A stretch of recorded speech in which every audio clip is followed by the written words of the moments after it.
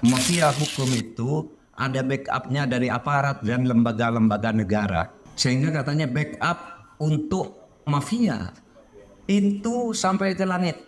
Hanya presiden yang bisa mengatasi ini kalau mau. Kalau percayakan ke lembaga lain, tidak kuat. Mafianya terorganisir.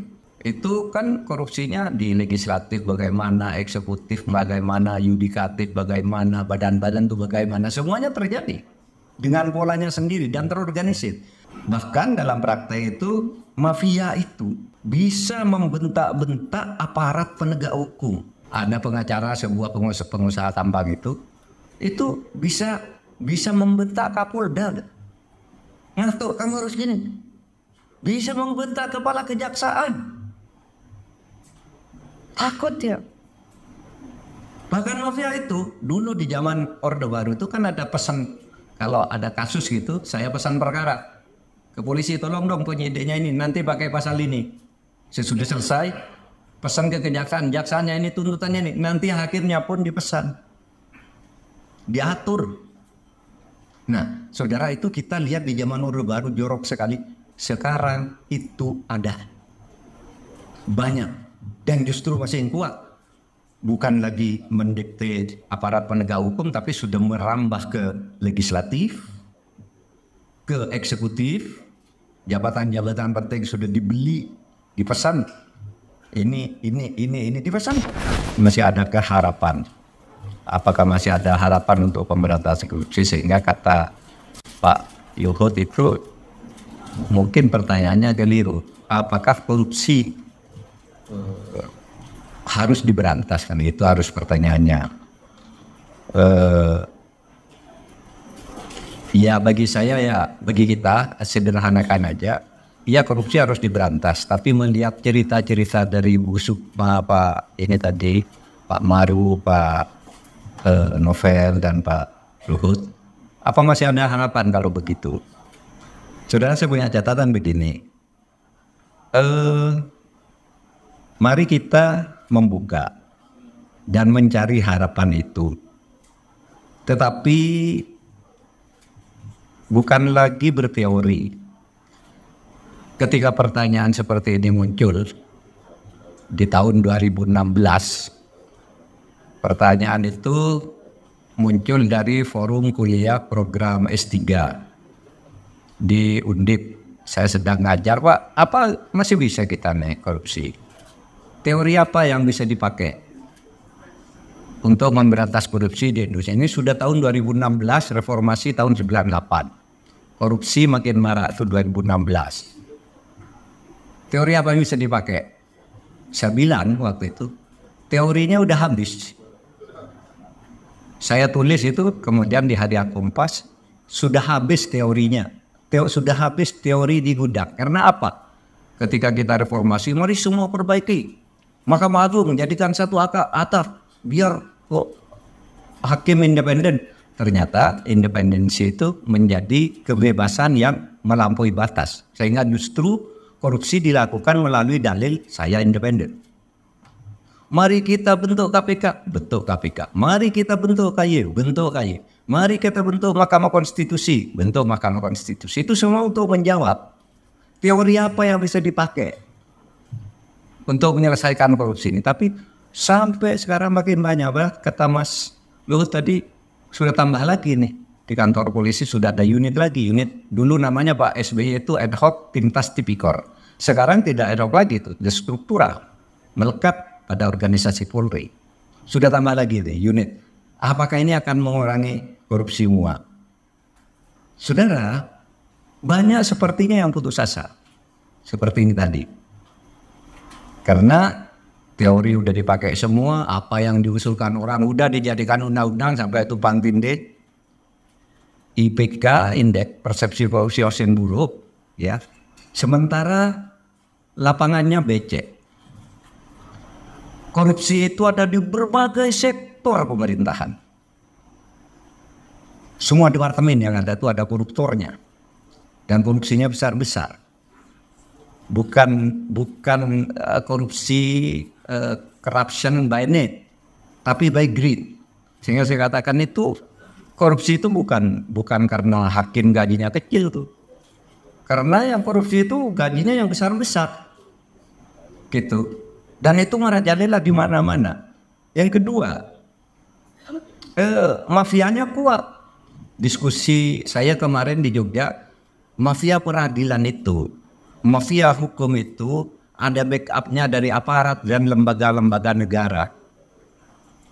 Sehingga katanya backup untuk mafia itu sampai ke langit. Hanya presiden yang bisa mengatasi ini kalau mau. Kalau percayakan ke lembaga lain, tidak kuat. Hanya presiden yang bisa. Kemudian mafianya terorganisir, ya, menganggangi legislatif. Sayang nih Mas Danang Widoyoko nggak datang. Itu kan korupsinya di legislatif bagaimana, eksekutif bagaimana, yudikatif bagaimana, badan-badan itu bagaimana, semuanya terjadi dengan polanya sendiri dan terorganisir. Sehingga saya pikir apa bisa, apa ada harapan gitu untuk korupsi ini. Nah, bahkan dalam praktek itu mafia itu bisa membentak-bentak aparat penegak hukum. Ada pengacara sebuah pengusaha tambang itu bisa membentak Kapolda. Ngatur kamu harus gini. Bisa membentak kepala kejaksaan. Takut ya. Bahkan mafia itu dulu di zaman Orde Baru itu kan ada pesan, kalau ada kasus gitu saya pesan perkara ke polisi, tolong dong penyidiknya ini nanti pakai pasal ini. Sesudah selesai pesan ke kejaksaan, jaksaannya ini tuntutannya nih, nanti hakimnya pun dipesan, diatur. Nah, saudara, itu kita lihat di zaman Orde Baru jorok sekali. Sekarang itu ada banyak dan justru masih yang kuat. Bukan lagi mendikte aparat penegak hukum, tapi sudah merambah ke legislatif, ke eksekutif, jabatan-jabatan penting sudah dibeli, dipesan. Ini dipesan. Di belakangnya mafia. Nah, saudara, kalau orang mau berbuat baik di sebuah daerah, didatangi ke mafia, diancam. Kalau kamu tidak mau, awas kamu. Dia bisa telepon tiba-tiba dari Jakarta untuk menuruti maunya orang yang mafia itu. Atau seperti pengalaman saya, ada mafia alat didatangi ke sana. Ketika belum diperiksa, Pak, ini sudah selesai, sudah dilimpahkan ke pengadilan, Bapak tidak boleh ikut campur lagi. Kalau Bapak tidak percaya ini nanti di pengadilannya, hakimnya juga sudah dikondisikan. Sehingga banyak sekali kasus yang saya tangani itu, ada beberapa misalnya perusahaan-perusahaan besar, tiba-tiba sahamnya beralih ke orang lain. Pemiliknya beralih. Dan itu bisa, yang mengalihkan itu bisa buka di Kemenkumham. Sesudah di Kemenkumham, saya tidak pernah ngubah, bisa berubah. Dia tidak bisa buka lagi. Passwordnya sudah lain untuk masuk ke sistem itu. Hilang, malah orangnya masuk penjara. Orang yang sahamnya, perusahaannya dirampas oleh seseorang itu, lapor malah dia yang dipenjarakan. Gitu itu gilanya. Sehingga saya bilang, di mana ya? Bahkan juga bisa aparat itu dikriminalisasi. Ada yang bilang misalnya seperti kayak Tom Lemong itu dikriminalisasi. Meskipun saya tidak berkesimpulan.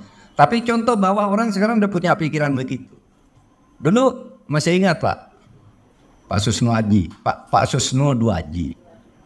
Itu dulu kan menjadi tokoh peperangan cicak dan buaya.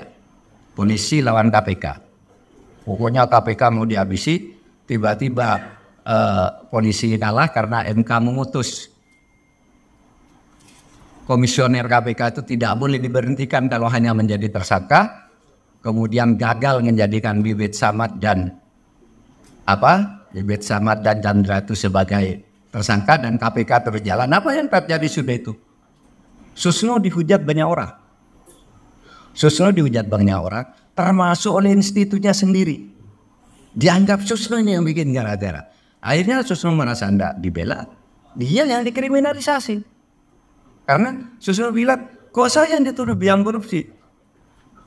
Mafia korupsi yang terbesar itu ruang kerjanya ada di sebelah kantor Kapolri. Itu Susno kan waktu itu. Namanya Johan. Johan itu kakaknya ini Johan. Karena Susno dikeroyok rame-rame oleh polisi, padahal dia bekerja untuk polisi, lalu Susno bilang, itu kok saya yang disuruh mafia? Biang mafia yang terbesar itu ada di sebelah kantor Kapolri, ruang kerjanya. Yang ngatur-ngatur perkara itu dia. Nah, Kapolri ribut, Polri ribut. Akhirnya apa? Susno dikriminalisasi. Susno itu korupsi. Dana pemilu ketika menjadi Kapolda Jawa Barat. Susno bilang, loh saya tidak korupsi, itu hibah dari Pemda untuk pengamanan pemilu. Jawab saja di pengadilan nanti. Suruh jawab di pengadilan. Itu yang dikatakan Susno dulu kepada KPK. Kalau memang Hamzah dan Chandra, Bibit dan Chandra tidak korupsi, nanti terangkan di pengadilan aja lah. Kami punya bukti. Nah sekarang itu dibalik, diberlakukan oleh polisi kepada Susno. Jawab di pengadilan nanti. Nggak bisa jawab, Susno tetap ditangkap oleh anak buahnya, masuk penjara. Saudara, saya sering katakan, sekarang ini kita mau baik, mau bertobat saja susah. Mau bertobat saja susah. Orang salah ingin baik, nggak bisa, dia udah tersandera. Dicari salahnya sampai ketemu, sehingga dia ikut dalam sebuah permainan korupsi yang tidak berujung bakal. Nah, sehingga lalu pertanyaannya tadi, apa masih ada harapan? Kalau ini seperti dikatakan oleh empat bapak dan ibu tadi ini, apa harapan kita? Nah, sekarang yang terakhir. Saudara, harapan saya bilang tadi, itu mari kita cari. Sistem politik yang demokratis itu adalah harapan. Karena pada dasarnya korupsi itu bersumber dari distribusi kekuasaan yang korup. Itu tadi, kekuasaan itu. Oleh sebab itu, dengan demokrasi kita selalu punya momentum untuk memperbaiki. Karena demokrasi itu selalu menjadi pintu untuk melakukan redistribusi kekuasaan. Sehingga harapan itu masih ada kecil. Ketika ada redistribusi kekuasaan, terjadi pergantian pemerintah, itulah harapan untuk memperbaiki. Momentum itu sekarang sudah terjadi. Terjadi sistem pemerintahan untuk membuat redistribusi kekuasaan yang baru. Nah, persoalannya sudah banyak yang mulai ragu ini. Kok redistribusinya begitu? Itu kan. Konfigurasinya kok seperti itu, katanya mau memperbaiki. Nanti kita lihat. Tetapi intinya demokrasi itu adalah pintu untuk melakukan redistribusi kekuasaan dan menjadi lubang harapan untuk memperbaiki.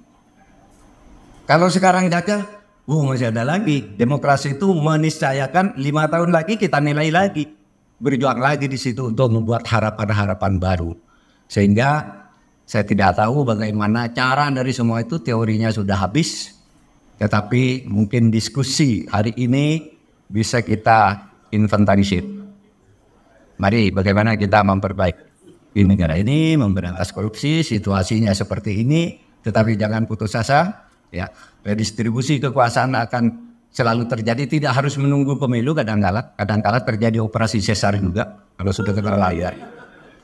Iya, kalau sudah keterlaluan biasanya operasi sesar dilakukan. Dan selalu terjadi di dalam beberapa peristiwa besar di Indonesia itu adalah operasi sesar karena kita ada beresan pengelolaan kekuasaan. Nah, oleh sebab itu mari kita berdemokrasi baik-baik agar tidak menanam bom yang nantinya akan meledak. Negara ini harus kita jaga bersama-sama, negara ini harus kita cintai, dan mencintai negara ini kalau mau bersungguh-sungguh menurut teorinya yang dilontarkan oleh World Bank, aset negara yang paling besar itu adalah penegakan hukum.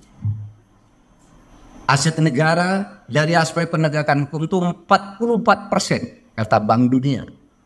Kalau Anda hukumnya baik, yang lain-lain akan baik. Institusi-institusi akan tertata dengan baik, ekonomi akan jalan, ini akan jalan, semua akan baik.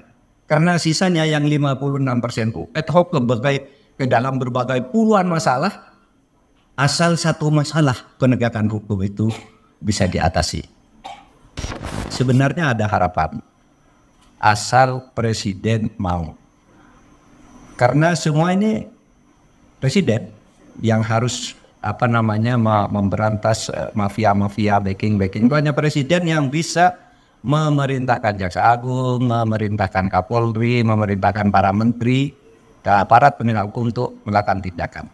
Dan harapan ini ada karena sampai saat ini sejak dilantik, tekanan Presiden Prabowo itu janji bahwa saya hanya memimpin Indonesia sebagai negara agar menjadi negara yang baik. Saya akan memimpin Indonesia memajukan kesejahteraan rakyat. Saya akan memimpin Indonesia memberantas korupsi, menegakkan hukum, dan membangun demokrasi yang santun. Itu janji. Dan itu selalu diulang-ulang. Itu pintu. Nah, sekarang kan pesimismenya terletak. Kok tata struktur kepemerintahannya seperti itu. Tidak sejalan, tidak memberi pintu yang bagus bagi statement dan janji-janji itu. Nah, kita anggap itu biarlah itu hak prerogatif presiden. Ngangkat orang baru yang tidak berpengalaman tidak apa-apa juga. Karena pada dasarnya kita semua dulu tidak berpengalaman ya. Ya biar aja, seperti saya dulu tidak berpengalaman. Diangkat juga orang ributkan dulu. Tidak apa-apa Pak Prabowo. Ngangkat mungkin orang yang dianggap bermasalah, mungkin maksudnya mau dikandangin dulu. Iya kan? Sehingga saya masih berharap membuka optimisme bahwa mungkin dalam 6 bulan gitu akan ada langkah-langkah yang jelas. Jika pidatonya yang sudah tegas itu tidak bisa dilaksanakan oleh kabinet, Presiden Prabowo pasti atau sangat diharapkan untuk melakukan langkah-langkah perbaikan. Nah terakhir tadi Pak Luhut, Pak Ngadibuan menggugat feodalisme di pengadilan tuh ada kata yang mulia dan sebagainya. Saudara, sebutan yang mulia itu sudah dilarang oleh TAP MPR S nomor 31 tahun 66. Nggak boleh ada sebutan. Sebutan ini dicatat hanya boleh nyebut saudara. Itu yang mulia itu kan di luar negeri situ diterjemahkan ke sini. Kalau dia mau lewat yang mulia. Yang sekarang parah itu di Mahkamah Konstitusi, hakim lewat aja pakai sarung yang mulia gitu. Itu di mana tapi lagi. Coba diberitahu dari sini sebutan yang mulia itu sudah dicabut oleh TAP MPRS. Bukan hanya di KUHP. Bukan hanya di KUHP itu tidak punya ada. TAP MPRS juga sudah melarang, itu feodal. Menimbulkan kesewenang-wenangan. Cukup.